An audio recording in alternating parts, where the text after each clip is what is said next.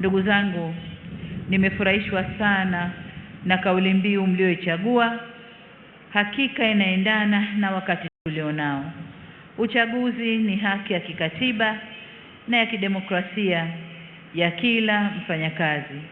Hivyo kama kauli mbiu yenu inavyosema, uchaguzi mkuu 2025 utuletee viongozi wanaojali haki na maslahi ya wafanyakazi na sote tushiriki, ambayo haipishani sana na ile ya kitaifa, ila ya kwetu imeongeza uchaguzi, ile ya kitaifa inahamasisha kuangalia maslahi ya wafanyakazi.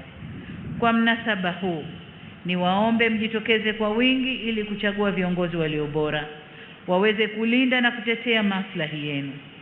Tayari awamu ya pili ya zoezi la kuboresha daftari la wapiga kura imeshaanza. Hivyo wale ambao hawajajiandikisha au kuboresha taarifa zao awamu ya kwanza, niwaombe mjitokeze kwa wingi kujiandikisha ili tusije kupoteza haki ya kikatiba ya kupiga kura. Ndugu wafanyakazi, kabla sijahitimisha hotuba yangu, nitumie fursa hii kutoa msisitizo kwenu TUCTA, ATE na wafanyakazi kwa ujumla katika mambo yafuatayo. Mosi, TUCTA ni wasihi muweke utaratibu wa kutatua migogoro baina ya vyama vilivyopo ndani ya shirikisho, kwa kuwa migogoro hiyo haileti afya si tu kwa wanachama wenu bali pia kwa serikali, kwa kuwa inapunguza tija na uzalishaji na hivyo kuwa na athari za moja kwa moja kwenye uchumi wa nchi. Kati ya sababu za migogoro hiyo ni kutokuwa na uwazi katika mapato na matumizi ya fedha za michango ya ada za wanachama. Naomba mkaliangalie jema. Nachotamani kuona ni TUCTA inayochangia kuongeza tija na ufanisi katika kazi, hali itakayochagiza maendeleo zaidi nchini kwetu. Aidha, niwatake muendelee kutetea haki za wafanyakazi wote nchini, wakiwemo ofisi za TUCTA, wafanyakazi wenu wenyewe ambao wana madai mbalimbali ya stahiki zao. Vile vile mwakumbushe wafanyakazi wajibu wao katika sehemu zao za ajira na kwa nchi yao pia. La pili ni kwenu ATE, nanyi niwasihi muendelee kuwajengea uelewa wanachama wenu kuhusu matakwa ya kisheria, hususan takwa la uhuru wa kujumuika na majadiliano ya pamoja mahali pa kazi.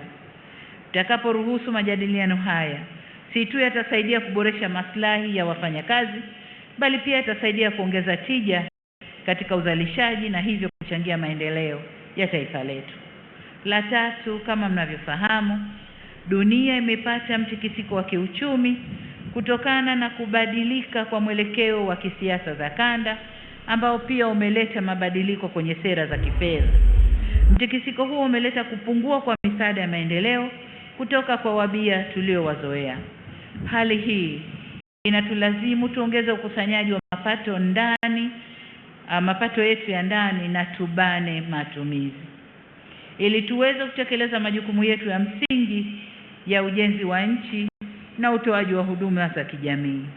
Huu ni wakati ambao wafanyakazi, waajiri na serikali tunapaswa tushikamane katika vita hii ya kiuchumi ili tusiumbishe nchi yetu. Ndugu wafanyakazi, mapema katika hotuba yangu niliwapongeza kwa kuchangia kukua kwa uchumi.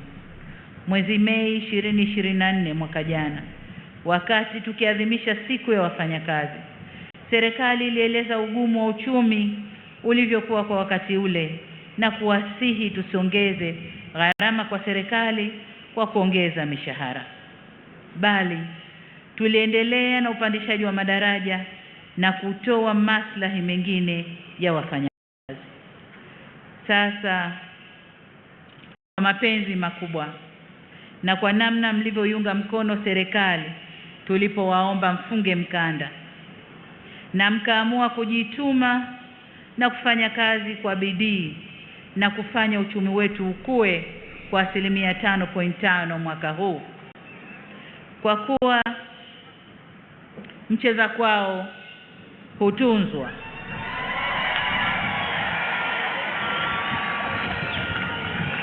Wafanyakazi oye!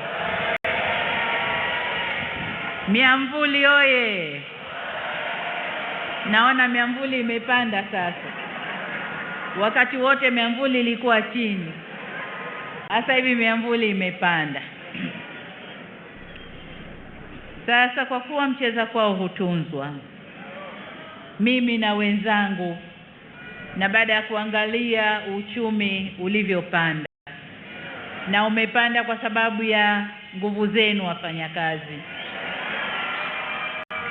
ninayo furaha ya kuwatangazia kwamba katika kuzidi kuleta ustawi kwa wafanyakazi, mwaka huu serikali itaongeza kima cha chini cha mshahara kwa watumishi wa umma kwa 35.1%.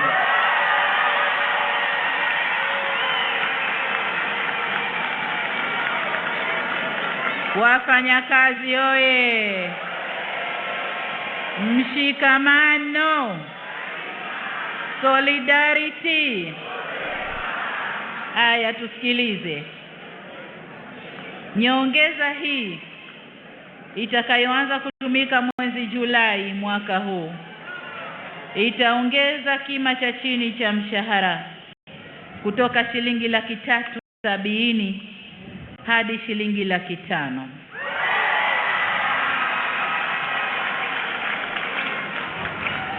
Ngazi nyingine za mshahara nazo zitapanda kwa kiwango kizuri jinsi bajeti inavyoturuhusu, lakini nataka niwaambie nyongeza nzuri ipo. Kwa upande wa sekta binafsi, bodi ya kima cha chini cha mshahara kwa sekta binafsi inaendelea sasa kufanya mapitio ili kuboresha viwango vya chini vya mshahara kwa wafanyakazi wa sekta hiyo. Pamoja na kazi inayofanywa na bodi hiyo, naendelea kuvihimiza wizara na vyama vya wafanyakazi kufanya majadiliano na waajiri ili kutekeleza mikataba ya hali bora ya wafanyakazi katika sekta binafsi, waendane sambamba na wenzao wa sekta ya umma. Ndugu wafanyakazi, ahadi yetu serikali kwenu kwamba tutaendelea kuboresha mazingira ya kazi yakiwemo maslahi ya wafanyakazi kadri hali ya uchumi itakavyoruhusu.